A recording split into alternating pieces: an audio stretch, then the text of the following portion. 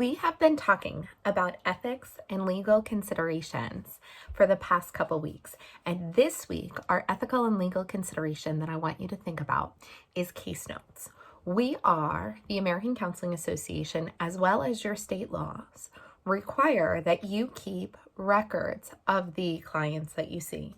Depending upon your state, you might be required to keep case notes and records on your clients for up to 7 years after you've worked with a client. And this is for your protection. Keeping good case notes protects you if in the future there's ever any kind of liability or any kind of concern about the time in which a client has spent with you. So keeping good case notes, what does that look like, right? Well, first off, if we don't write it down, it didn't happen. So we need to make sure that we are writing down what it is that we're doing with clients every time we see them. The American Counseling Association has a couple of different structures or templates for completing case notes that they would suggest, or SOAP. And SOAP is what you're required to do in this week's discussion. SOAP is a 4-part case note. It is a case note that has subjective, objective, assessment, and plan.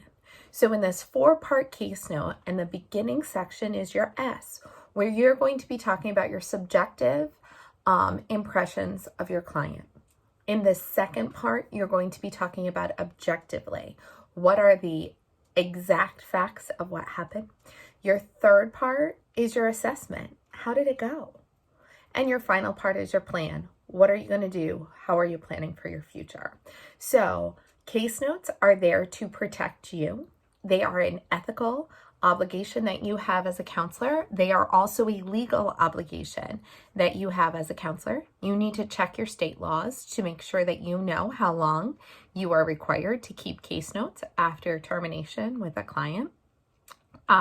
And then I highly recommend, as does Capella, that you use a format or a formula that is endorsed by the ACA or somebody else. So you don't just want to make up your own case notes. You want to use case notes based on a template that has already been provided. So this week we are going to practice SOAP: subjective, objective, assessment, and then plan. I look forward to seeing your discussions.